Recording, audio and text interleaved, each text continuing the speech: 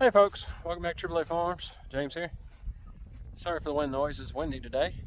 Feels good outside. It's a little warmer than it should be mid-November. It's 78 degrees outside, so not awful. It feels good outside, but kind of used to being a lot colder. But anyway, today's video is all about just kind of checking on the animals and putting out hay and that kind of stuff.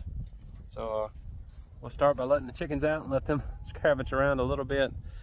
They're patiently waiting. So let's these little chickens out. Come on, chickies.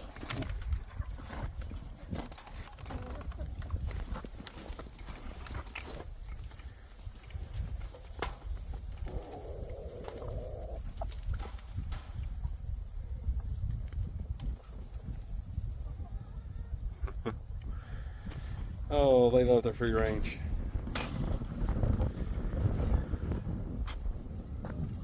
Nice and windy day out too. They'll eat this up. And they'll help break down all the horse manure in the yard. So hopefully we put a stop to the horse manure. So the last video I did was with the little Bauer chainsaw. And all those trees I cut down, I took them and kind of stuffed them in the holes that the horses are coming from, the neighbors over there through the woods. So hopefully we won't have the horses over here as much. Alright y'all, it's a short update. So we had to put this thing back together. I did a video on it 2 or 3 videos ago, I think. Anyway, the straps are holding. It's a pretty windy day outside today. And this thing ain't budging at all, so it's doing exactly what it needs to do. So, awesome. We're gonna go, I'm hiding behind the shed right here.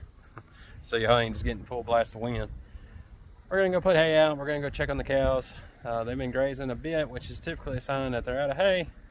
And luckily the grass is growing because it's 78 degrees and we got some rain last weekend, I think. So let's go check on cows. We'll put some hay out for them.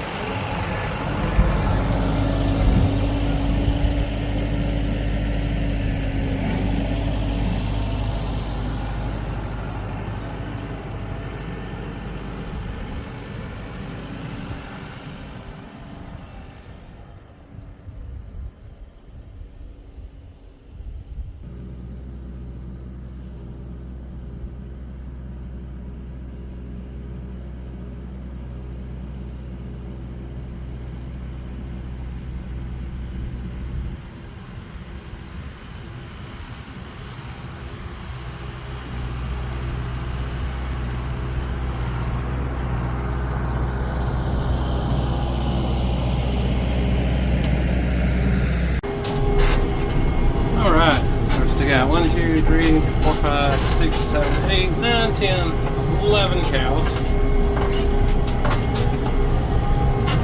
Only one that looks like they might be pregnant is Elsa, which is that white one all the way to the right over there. So they're still doing good. I can see that field, how well it's coming through with the grass. Especially since we got a little bit of rain and the weather's upper 70s, lower 80s. So everything's kind of growing.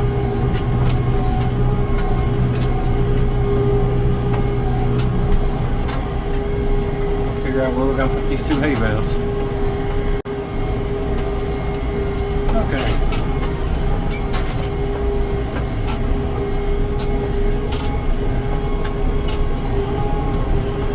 Where should we put them?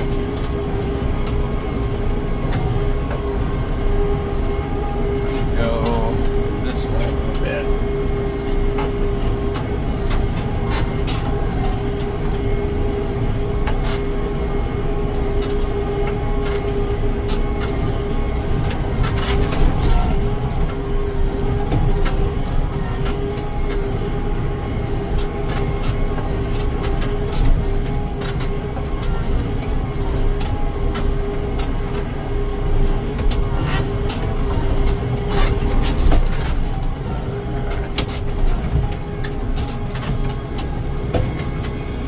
Drop down to third gear because it's kind of rough through here. Kind of thinking over there for one and the other one right there. Yeah, that's what we're gonna do.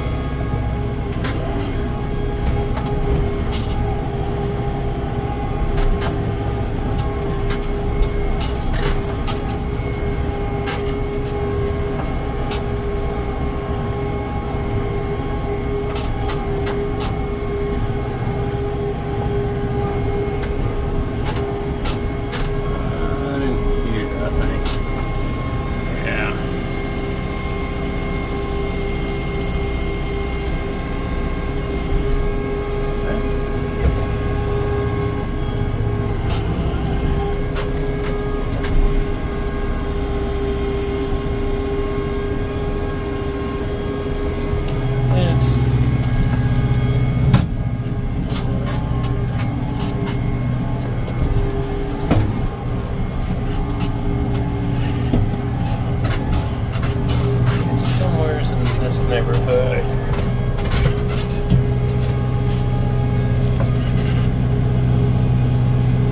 Yeah, that should be good. Pull up just a hair.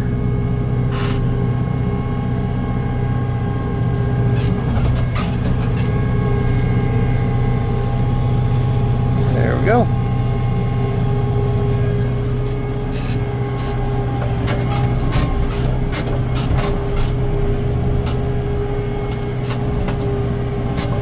Remember to get that string out. Remember we couldn't get it last time. So I'll pick all that up.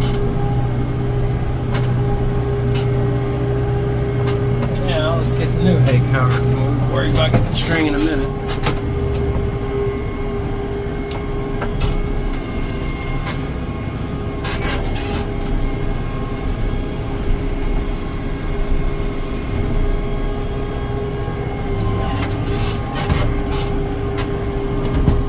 Wrestle her today too.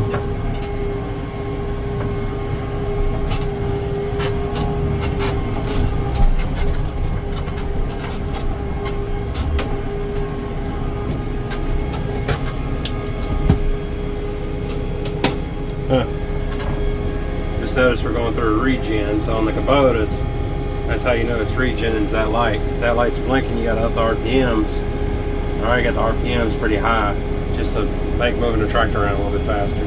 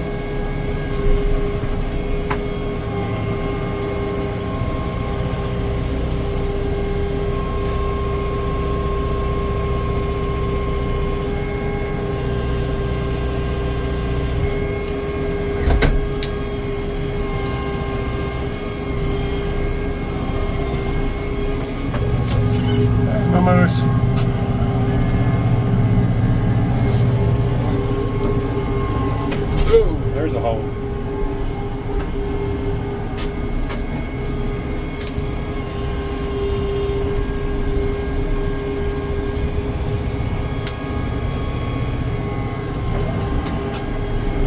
Excuse me.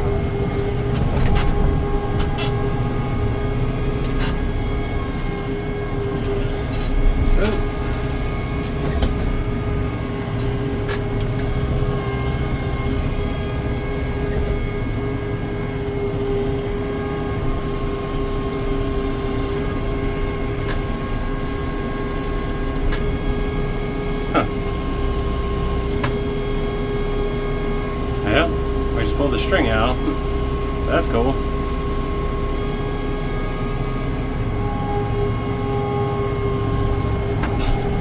That's all the hay string on the hay ring right there.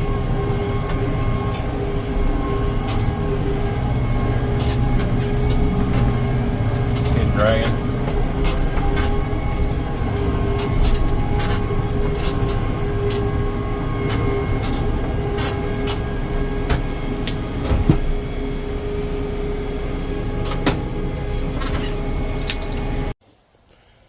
Alright guys, so a little progress on our hay feeding here.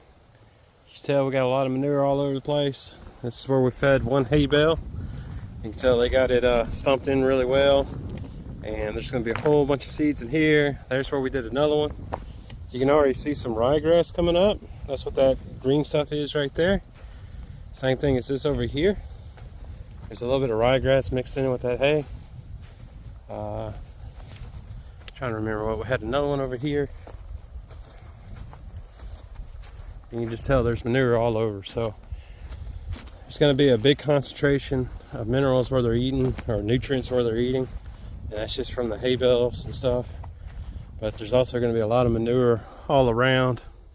You can see they're already making a move for that hay. But there's manure all the way around, because these guys are going to hang out around here. And they're going to go back and forth to the different hay bales and basically spread that manure load out. No matter what though, it will be heavier where the hay bale is, just because they do poop where they eat. But you can even look here. I mean, obviously this is where the hay ring was, so some of this poop is after the fact. They probably came in and ate some of this fresh grass. That stuff's like candy to them. And then same thing over here. So if you remember right, all these had bushes and stuff, kind of like this stuff here. And so we just, most of this we brush hogged and then dumped it. But due to having to carry 2 hay bales out because fall is here, the grass growth is not there to completely support them anymore, or halfway support them anymore. So every Saturday or Sunday, basically once a week, I got to put 2 hay bales out. And 2 hay bales will get them 7 days. That's about it. So I really need to carry my 3rd hay ring back here, just so we can put 3 hay bales out every weekend. Because as it gets colder, they do eat more, because that's how they stay warm. They'll eat that, and their stomachs, the bacteria in their stomachs will start to break down all that, and they'll produce heat that way. So that's one way they stay warm in the winter. So I want to go check on 2 cows. One's Elsa, which looks like she's at that hay ring. Check on her because she's pregnant. She swole up pretty good. I was kind of glancing at her from the tractor. I don't see no milk in her bag, so she's still got a little ways to go. And then we'll go pet the other cow. I'm on my way over here to check on her. Found some string. Pick that up real quick.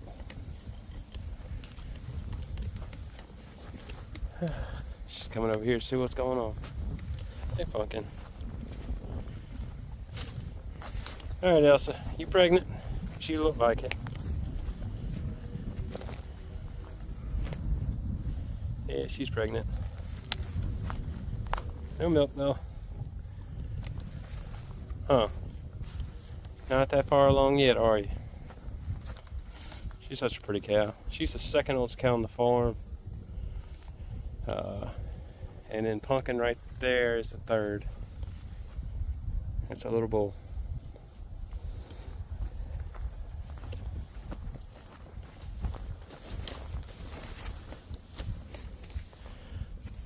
Yeah,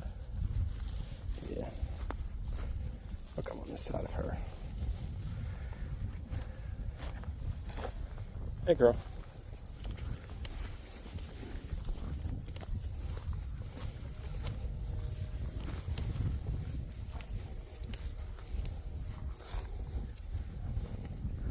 She's such a pretty cow.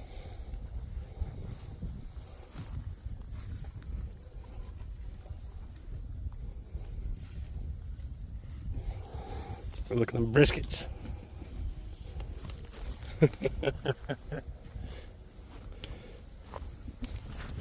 Yeah. Want me to leave you alone so you can eat? Such a good cow.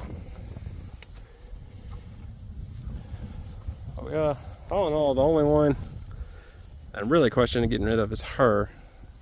And it's just because I cannot get her to put on weight. Ever since she was born, she's just always been skinny. Her calf over here looks really well. She's a heifer. Hey, Pumpkin.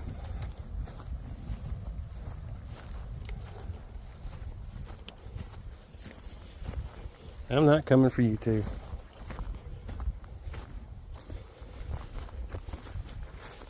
She doesn't look bad. So I'm really debating on keeping her and getting rid of her mother whenever she gets older, just because her mother is not keeping on weight. It's always been a constant battle. You always got to worry about genetics there, so. But you can tell she looks fat and plump. Which one reason she does look worse than normal, but that's because she has that calf on her. And then the two little bull calves. So in January, we're gonna take those two guys to the vet. They got too big for me to neuter them, castrate them, whatever you want to call it. And I don't have like a catch or a, what's it called?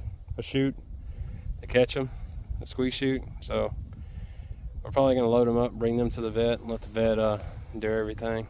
Plus, they're probably too big for rubber bands now. I've never done it the other way. Be a good learning experience if they let me in there to help. So they're looking good. I mean, for good as they can for winter. So that's really it on this one. Just wanted to come. I like doing these little videos so y'all can see the animals. Pretty sure, so we got the chickens, we got the cows. As we fence in more pasture for cows, we'll get more cows. We've been debating on getting a new bull, just because our bull's a nice bull, a good bull, but for Charolais, he's kind of small. The bull we had before him was the bull that my wife's daddy had, and I got a 16-foot cattle trailer, and he had to kind of crank his neck to fit into it. He was a big, long bull, versus this guy here. He's long, but he's not that long. And obviously, that poor lady there, we're probably gonna have to get rid of just because we can't get her to keep on weight. Need to try to worm them and see if that helps at all. Also need to put a protein bucket out, so that'll help a little bit. And then we need to start feeding a little bit to kind of plump them up before bad winter gets here, or cold winter gets here. But so we got the I'm hoping to fence in the rest of this pasture on this side, which I'm sorry for the wind. That's gonna be roughly 30 acres. So if we can get that fenced in, that'd be great. And then we could definitely expand the herd at that point. Right now we're kind of at our limit for the fields that we got. And all honestly, we probably need to fence that in and then turn around and disc it and plant all of it in Bahia grass or some type of grazing, something for them to graze. And let that get really good before we turn them on. And once we put them on that, we can turn around and do the same thing for this field. It's funny, we fenced in this pasture first, mainly because when we first came out here, there was this tall grass. It was about that tall, and it was nothing but grass. There was no bushes, or not many bushes anyway. And sure enough, all of it was sage grass, which cows will not eat. Apparently, it has the same nutrients as like Bahia, but it's very tough, so the cows won't eat it. They don't like it. It's just as good for them as Bahia, but they won't eat it because they don't like it. But so we fenced this in first. Well, once we had all that done and we moved the cows in, we figured all that out. The USDA came out to visit, and I kind of walked around the farm with them for them to kind of tell me what direction would be best. Because at that point in time, I was very new to farming. I still don't claim to know just a ton. And they proceeded to inform me that the other side of this fence, which is going to be the next area that I fence in, would probably have been the best area to fence in on the farm, because they had a lot of stuff that they would graze at the time. There was a lot of prairie grass on that side, along with other winter grasses, because this was kind of getting closer to fall, so a lot of the fall grasses are coming in. And you know, it is what it is. But we're going to try to fence that in next for the cows. The next thing is the 50 acres in the back, or I guess the next thing is we got the egg laying chickens. As of right now, they are currently keeping up with the egg demand. We sell a few dozen eggs a week, and they produce just enough to do that, plus provide for our family and our immediate family and us. So not really planning on expanding the egg layers yet. Meat chickens are probably in the near future, but really I think the next animal is going to be pigs. All right, goats could be a good option, but I'm not huge on goats. I've tried it before in San Antonio, Texas. When I was a teenager, me and my parents went down there to SeaWorld and stuff, and we went and ate at the, I'm not sure if it's called the Mexican market or Spanish market. There's a big market down there, kind of like the French market down in New Orleans. Anyway, sorry for all the wind. Tried goat for the first time there. Honestly, it wasn't that bad. It was pretty good. Found out that you don't eat the fat in goat, because holy crap, that was nasty. But I do like pig. I do like pork chops. I do like baby backs. I do like ham. Everybody likes bacon. So I think that's what I'm going to do to try to clear some of that 50 acres in the back. Is fence in a couple sections, and I'll work the pigs through and let them kind of rotationally graze through that. Let them munch on everything they're going to munch on, and then I can go in with a chainsaw or whatever and fell any of the trees that they don't touch.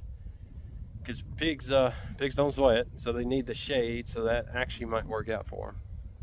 And we can slowly clear all that, and then maybe we end up leaving a chunk of that just for pigs in the future. We'll have to see. Or maybe that's what we do with a chunk of the 50 acres. We just, instead of worrying about clearing it, we fence it in with some hog panel or something, and put pigs on it, and that's just what we do with that part of the farm, is have pigs on it. So, but all that's going to be in the spring. I don't want to deal with any of that in the winter. Plus, I got to get a couple things to, I have no water back there. The water stops up here where the cow's water is. So, I do have access to a backhoe now, a little Kubota 25 horsepower backhoe. I could trench all that out and run some water pipe back there, which is a good possibility of what's going to happen.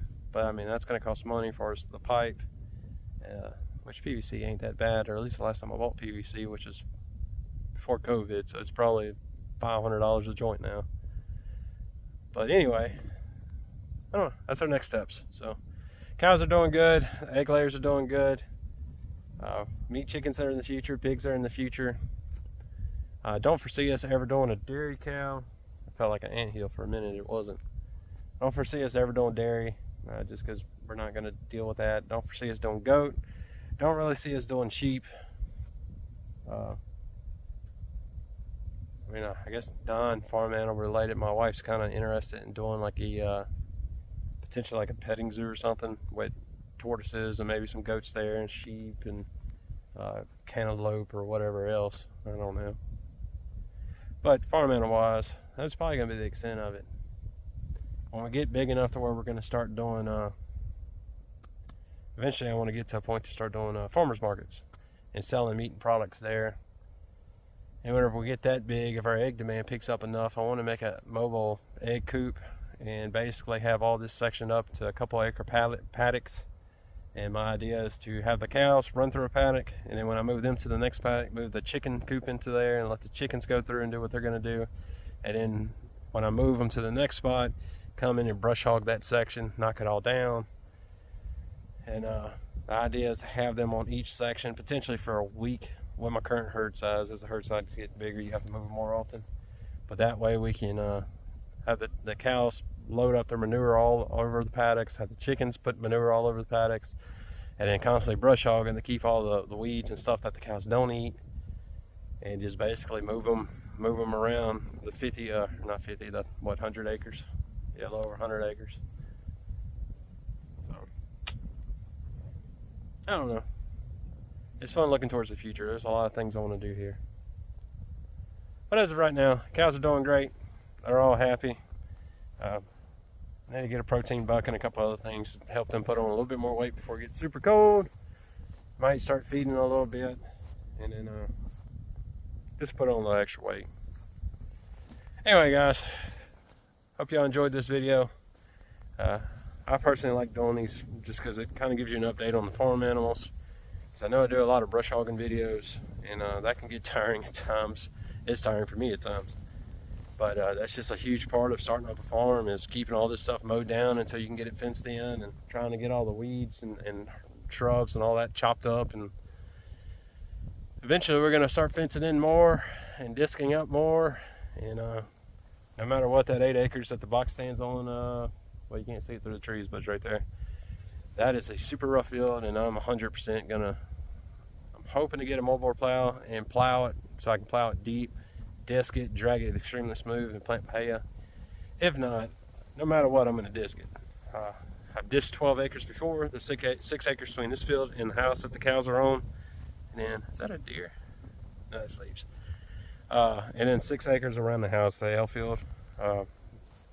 Is it 6? No, it's like 4. So it's about 10 acres. That's an 8-acre field. I could have all that disked in roughly a day, and so that might be the route we got to go. But thankfully, I got this big, beautiful Kubota to do it with, because it makes life a lot easier. So, anyway, y'all, thank you for joining me on the farm today. Y'all have a good one. Talk to y'all next time.